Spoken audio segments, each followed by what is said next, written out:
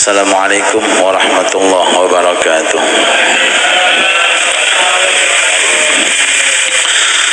Alhamdulillah wassalatu wassalamu ala Rasulillah wa ala alihi wa sahbihi wa man walah. Subhanaka la ilma lana illa ma 'allamtana innaka antal alimul hakim wa tub alaina innaka antat tawwabur rahim. Amma ba'd. Para rawuh ingkang kawula mulyakaken, sesepuh bini sepuh, seluruh para jamaah, semoga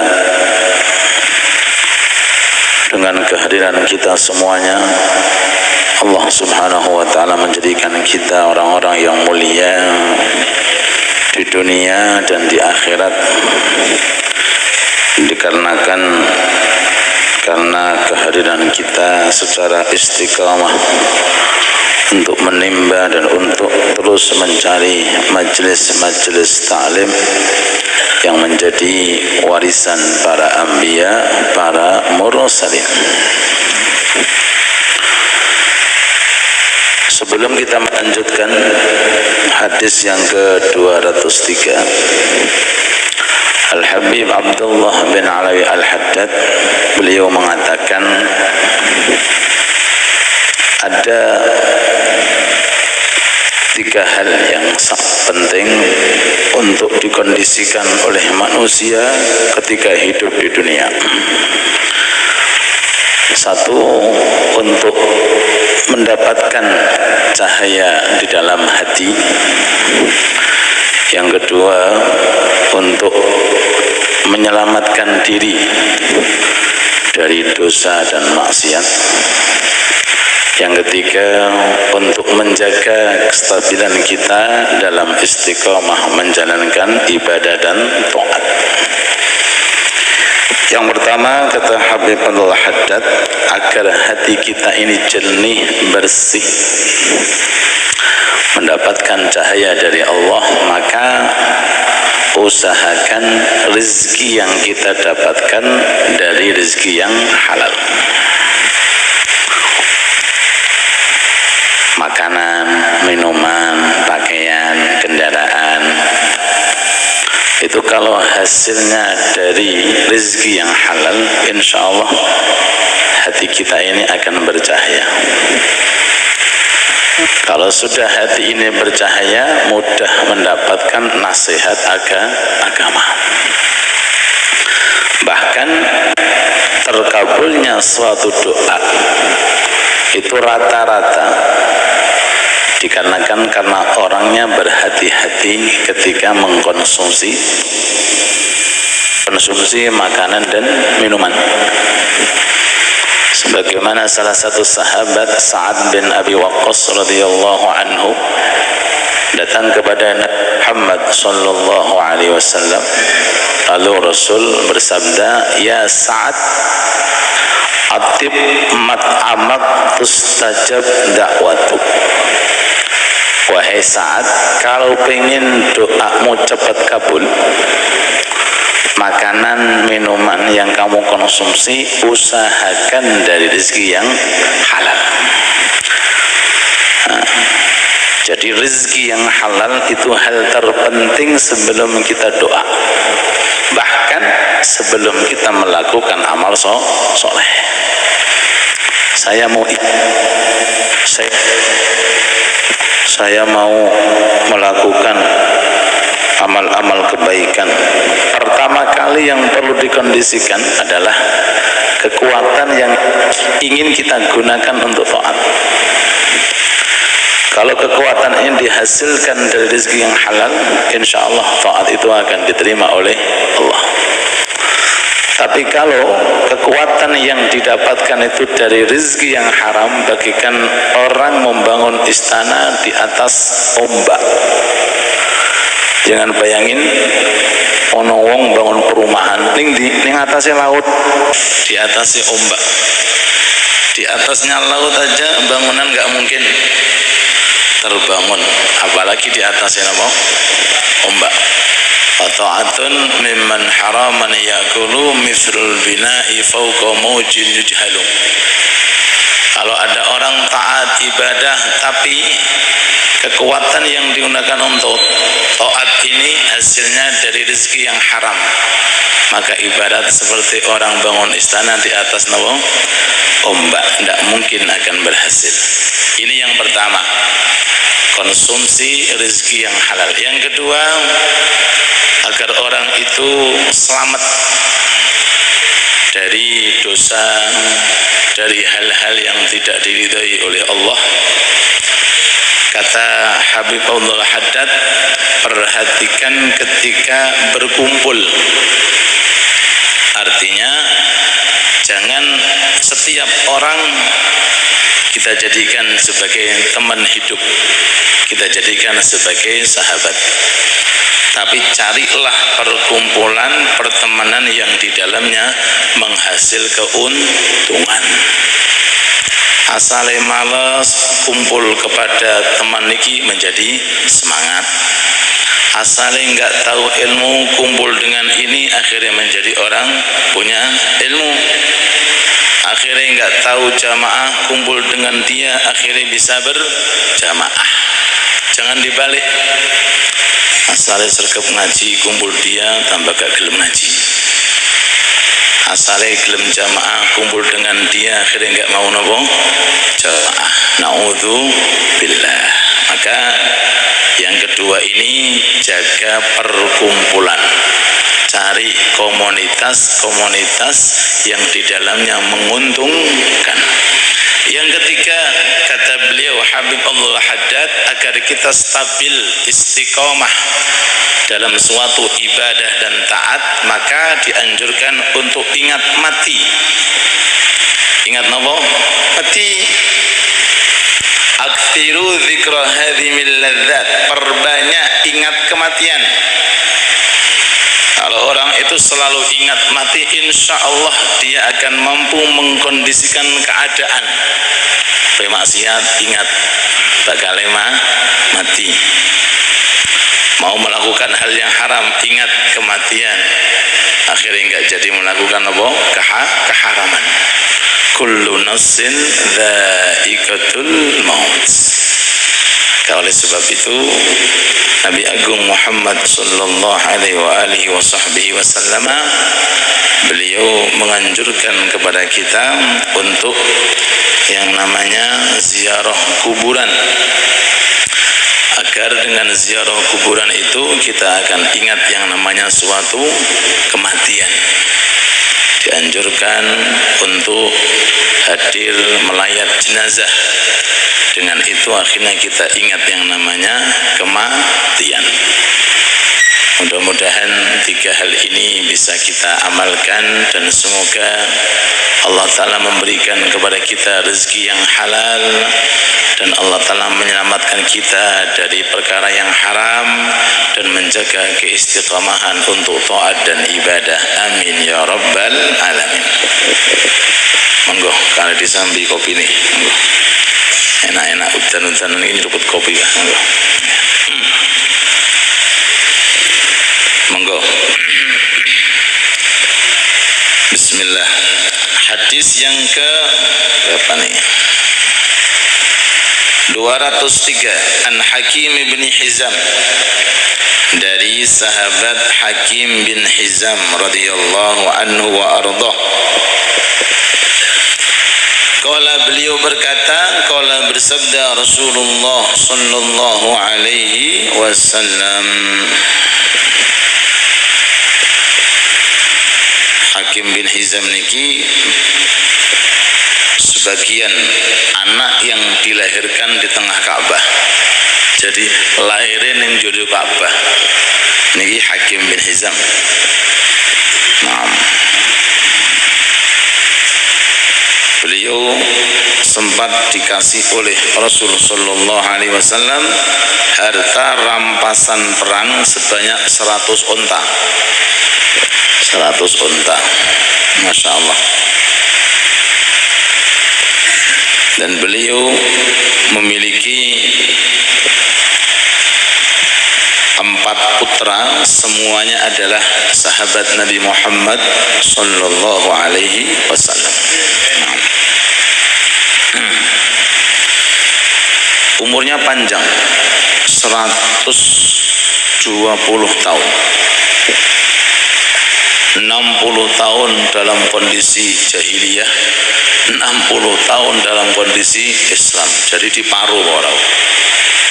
Sing 60 dalam kondisi jahiliyah dereng Islam, kemudian masuk Islam 60 tahun. Jadi jumlahnya berapa? 120 tahun. Sing separuh dalam area gelap, sing separuh dalam area cahaya, yaitu agama Islam. 120 tahun, Masya Allah. Semoga umur kita diberkahi oleh Allah. La tuqamul hudud fil masajid. Jangan mendirikan atau jangan mengerjakan al-hududu, sanksi-sanksi agama, had fil masajid, di dalam masjid. Wala yustaqadu fiha, dan jangan mendirikan hukum qisas di dalam masjid. Masjid bukanlah tempat yang didirikan kecuali untuk sholat, zikir, dan ibadah. Bukan tempatnya untuk apa? Untuk menegakkan yang namanya sanksi atau menegakkan yang namanya qisas. Semisal ada orang zina, naudzubillah. Orang yang zina ini sudah bersuami atau beristri, maka hukumnya rajam. Rajam itu dilempari batu sampai mati. Nah, ini nggak boleh dikerjakan di dalam masjid karena bukan tempatnya. Semisal malih ada orang minum minuman keras, mabuk khamar, ketahuan, maka kena hukum sanksi. Apa? Dicambuk 40. Ini tidak boleh dikerjakan di dalam masjid. Kisah Zaid membunuh Umar seandainya, akhirnya Umar mati, maka Zaid harus dibunuh. Namanya kisos. Jangan dibunuh di dalam masjid. Itu artinya hadis. Artinya apa? Hadis. Nah, ini hukum Islam. Kalau ditegakkan, aman insya Allah daerah. Mencuri, dipotong tangannya. Sekarang kan enggak. Korupsi aman, nyolong pitik diperkuli. Ya, rajam bagi yang zina. Ini kalau ditegakkan, Masya Allah. Cambuk bagi yang minuman keras, kalau ditegakkan, dunia ini akan aman. Apalagi yang mencuri tadi, korupsi tadi, dipotong tangannya. Nah, ini hukum-hukum Islam. Cuma karena hukum Islam sudah tidak berlaku, akhirnya ya di mana-mana terdapat suatu kriminal. Naudzubillah. Semoga kita dijaga oleh Allah. Kelanjutannya hadis an Aisyah radhiyallahu anha wa ardhaha. Diceritakan dari Sayyidah Aisyah radhiyallahu anha qalat, beliau berkata, usiba Sa'dun, usiba telah terkena musibah Sa'dun, sahabat Sa'ad, yaumal khandaki, di hari Khandak. Fadaraba,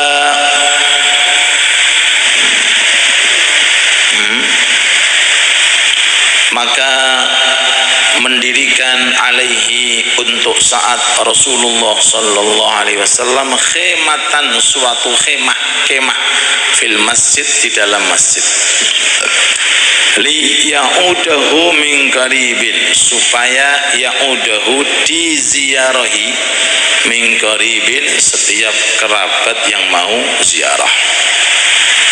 Artinya, kalau seandainya ada orang sakit masuk ke dalam masjid, tidur, istirahat, boleh. Boleh.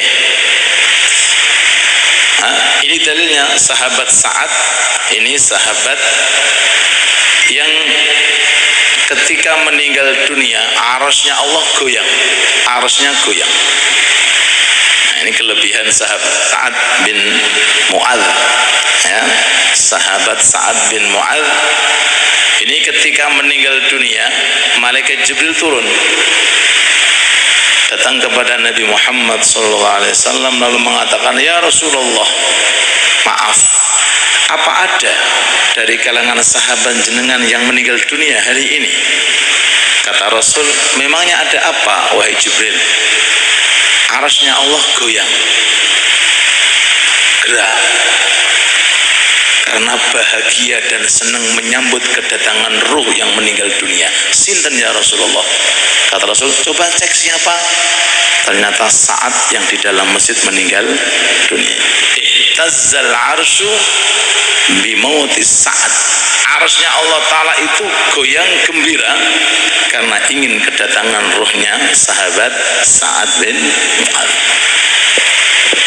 Masya Allah, luar biasa. Semoga kita panjang umur, wafat husnul khatimah, amin. Oke, tetes masjid di dalamnya boleh dimasuki orang yang sakit, boleh.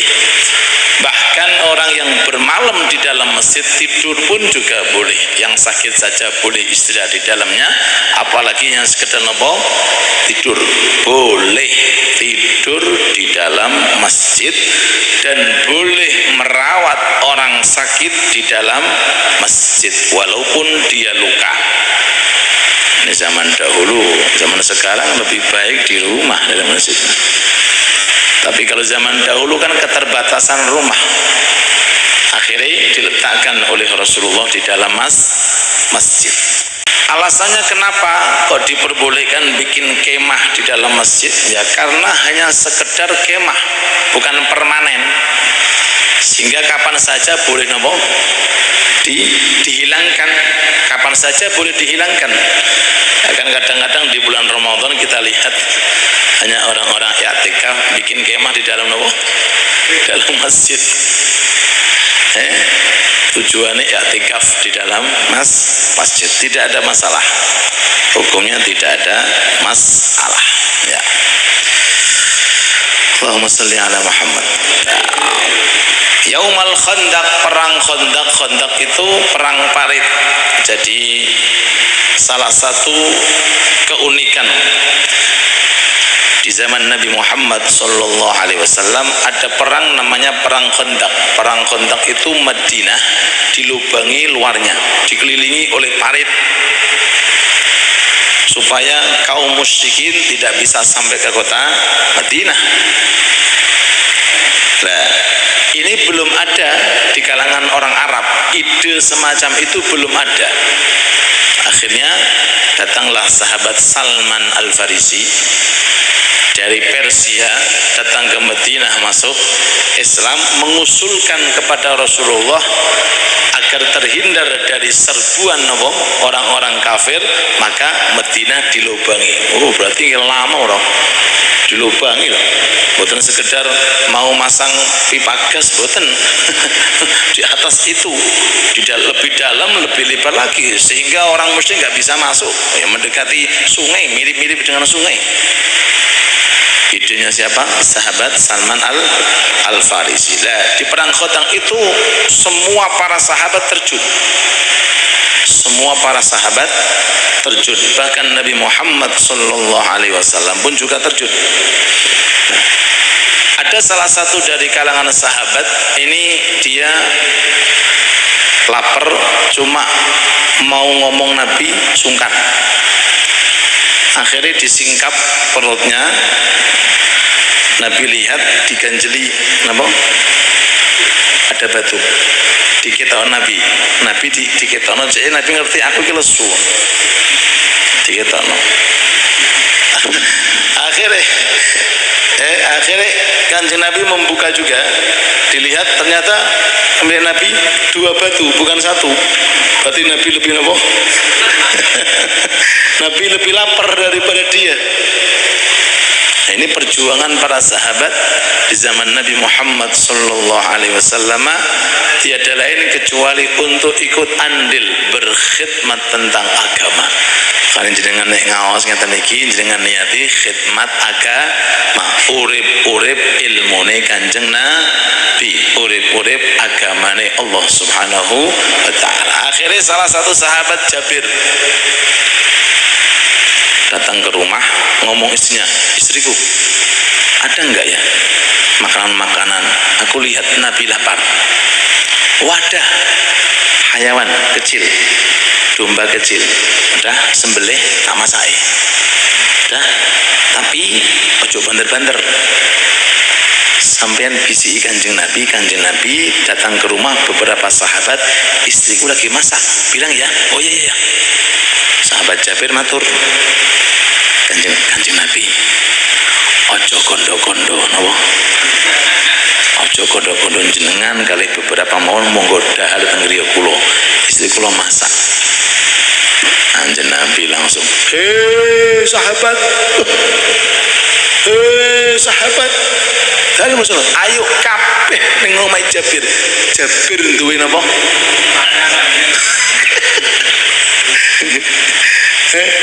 Kabeh berapa bilangan sahabat, sedangkan yang disiapkan untuk puluhan orang. Berangkat semuanya ke sahabat Jabir. Sahabat Jabir lihat Kanjeng Nabi merasa suara, langsung lari ke rumahnya. Istriku, gimana ini istriku? Ada apa no? Ternyata kabeh digawari nih. Sanjang istri tak bilangin jangan keras-keras kamu, khusus Kanjeng Nabi. Saya sudah bisiki Kanjeng Nabi yang mengeraskan suara. Kata istri beliau, tenang suamiku, selama Nabi yang menyuruh aman. Berangkat, kata Rasul. Jabir bilang sama istrimu, saya yang masuk ke dapur, aku sing ngeladeni sahabat. Sing apa? Bahasanya sing nandingi. Bismillah, Kanjeng Nabi masuk. Kata Kanjeng Nabi 10 masuk, tapi berurutan 10. Siapkan dagingnya, apa rotinya, 10 keluar, kenyang keluar, 10 lagi masuk, 10 lagi. Kata sahabat Jabir, subhanallah, semua sahabat itu makan, tapi daging dan rotinya seakan-akan utuh. Mukjizat dari Nabi Muhammad sallallahu alaihi wasallam. Jadi seperti ini kalau Allah Ta'ala itu ingin menunjukkan kemuliaan Nabi Muhammad sallallahu alaihi wasallam. Nabi Muhammad dari awal bisa seperti itu, tapi Kanjeng Nabi mengajarkan kepada umatnya bahwa kehidupan di dunia tidak lepas dengan yang namanya ujian dan cobaan. Wallahu ta'ala a'lam bis-shawab. Yang terakhir 207. Okay. An Anasin, dari sahabat Anas, monggo diunjuk ini.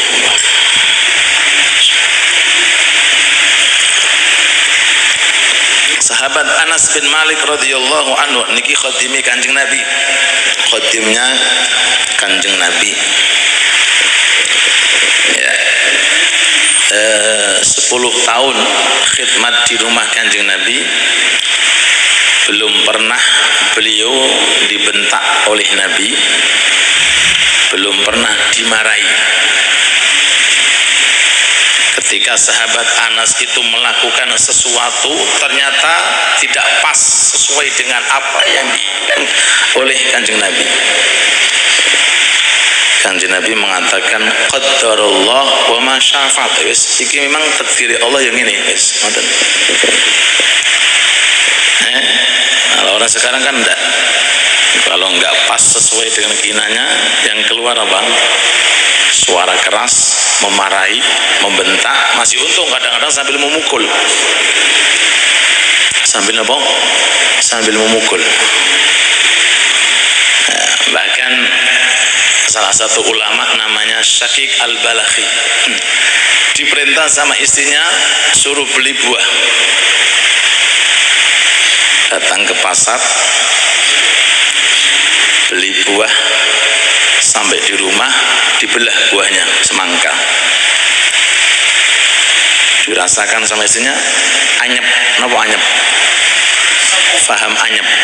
Sepo, legi gak, kecut gak, anyep. Istrinya marah. Kata beliau, sampean marahi sopo? Sampean ini muring-muring marahi siapa? Marahi aku atau marahi yang menjual atau yang menanam atau yang membuat Allah? Marahi siapa kamu? Kamu ini marahi siapa? Marahi aku yang beli atau kamu memarahi yang jual semangka? Atau kamu memarahi si petani yang menanam semangka? Atau kamu marahi yang membuat Allah? Bojone kelengar. Kalau kamu marah karena aku, berarti kamu harus marah kepada yang menjual.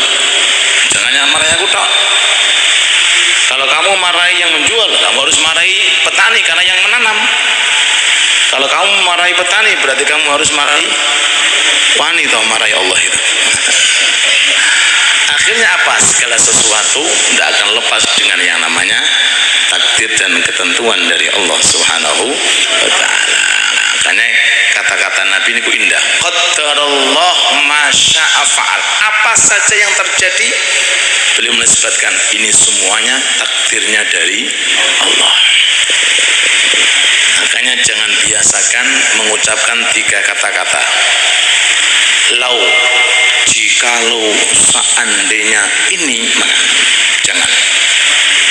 Lau bahasa Arab artinya jikalau seandainya. Sudah terjadi, nggak usah mengatakan jikalau. Udah. Yang kedua, 5, jangan katakan karena. Udah. Kalau sudah terjadi jangan katakan karena, sudah. Lau lim kaifa, bagaimana. Hal yang terjadi nggak usah dikatakan bagaimana. Semuanya itu tidak akan lepas dengan qada dan takdir dari Allah Subhanahu wa ta'ala. Naam. Sahabat Anas bin Malik radhiyallahu anhu meriwayatkan, al-busaqu fil masjid khati'atun. Meludah di dalam masjid khati'atun adalah suatu kesalahan alias dosa. Wa kafaratuha, dan cara untuk menghapus dosa, dafnuha, dengan menguburnya. Zaman dahulu Pak, masjid belum ada karpetnya. Sekarang mau praktek kan dikepel di Ameri balenono. Zaman dahulu masjidnya masih berupa tanah, kalau diludahi gampang, tinggal dikeruk apa? Tinggal didobangi, dimasukkan, selesai. Bahkan sekelas najis seandainya kalau masuk di dalam masjid, masjidnya itu berupa tanah, tinggal dituangin air, udah masuk ke dalam. Tapi kalau zaman sekarang bagaimana caranya kita? Tidak bisa. Ya, meludah di dalam masjid saja itu sudah termasuk dosa. Apalagi di atas daripada ludah. Tapi kalau seandainya terjadi, caranya bagaimana supaya terhilang dosa kita? Dikubur. Itu zaman dahulu. Kalau zaman sekarang, kenapa caranya? Bahakala. Paham nggih? Fikih hadis yang bisa kita ambil di sini adalah ludah hukumnya suci. Ludah niku hukumnya suci, buatan najis. Yang kedua, Jikalau seandainya terjadi ada ludah di dalam masjid, maka caranya untuk menghapus dosa yaitu dengan mengubur di tanah, mengubur di tanah. Makanya sangat penting kalau seandainya ada seseorang punya hal semacam itu, nggak bisa lepas dari ludahnya, seyogjanya kemana-mana bawa tisu supaya lebih aman, atau mungkin bawa selendang semacam ini lebih aman, jangan sampai mengotori yang namanya masjid. Nah, yang ketiga, ini adalah hukum yang disampaikan oleh Nabi Muhammad SAW, walaupun hal sepele, tapi karena ini hukum harus disampaikan. Walaupun hal sepele, tapi ini hukum harus disampaikan. Nah, sekarang kita membahas di atas ludah.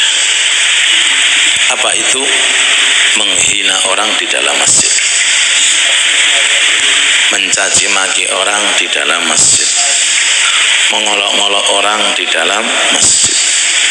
Ya napa niku hukumnya? Kalau ludah bisa dihilangin, tapi kalau luka sebab hinaan bisa dihilangin, bagaimana caranya? Masuki di dalam hati.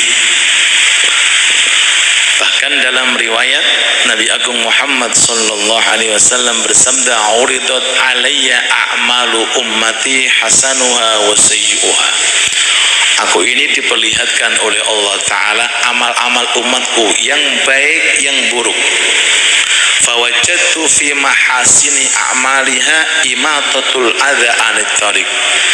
Di antara kebaikan yang ada dalam umatku, amalannya adalah menghindarkan duri dari tengah jalan supaya nggak kena orang.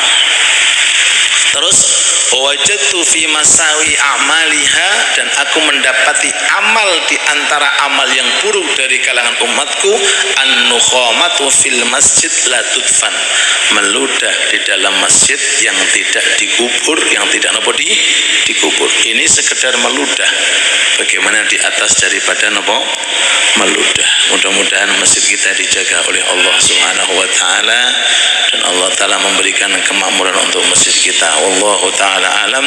Rabbana atina fid dunya hasanah wa fil akhirati hasanah wa qina adzabannar. Walhamdulillahi rabbil alamin. Amin. A'udzu billahi minasyaitonir rajim. Bismillahirrahmanirrahim. Alhamdulillahirabbil alamin. Hamdan syakirin, hamdan naimin, hamdan yuafi ni'ama wa yukafi majida. Ya Rabbana lakal hamdu kama yanbaghi li jalali wajhika wa 'azimi sultanik.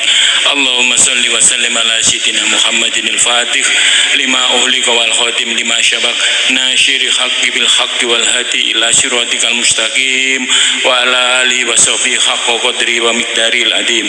Allahumma rabbana taqabbal minna sholatana wa siyamana wa qiyamana wa takhassu'ana wa tadarru'ana wa ta'abudana wa tamim taksirana. Ya Allah ya arhamar rahimin. Rabbana zalamna anfusana wa in lam taghfir lana wa tarhamna lanakunanna minal khasirin. Rabbana la tu'akhidna in nasina aw akhtana. Rabbana wa la tahmil alaina isran kama hamaltahu 'alal ladzina min qablina. Rabbana wa la tuhammilna ma la taqata lana bi wa'fu 'anna waghfir lana warhamna anta maulana fansurna 'alal qaumil kafirin. Rabbana la tuzigh qulubana ba'da idh hadaitana wa hab lana min ladunka rahmah innaka antal wahhab. Rabbana ighfir lana wa li walidina wa li jami'il muslimin wal muslimat wal mu'minin wal mu'minat al ahya'i minhum man amwat innaka ala kulli syai'in qadir. Rabbana hab lana min azwajina wa dhurriyyatina qurrata a'yun waj'alna lil muttaqina imama.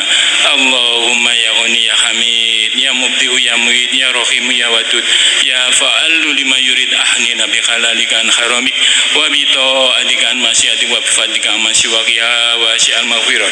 Rabbi ij'alni muqimas shalah wa min dzurriyyati rabbana wa taqabbal du'a. Allahumma inna nas'aluka huda wa tuqa wal afafa wal ghina.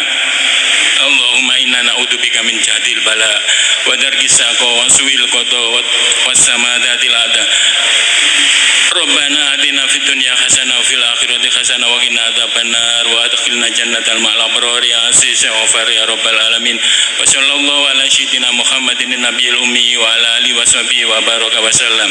Subhana rabbika rabbil izzati amma yasifun wa salamun alal mursalin walhamdulillahi rabbil alamin.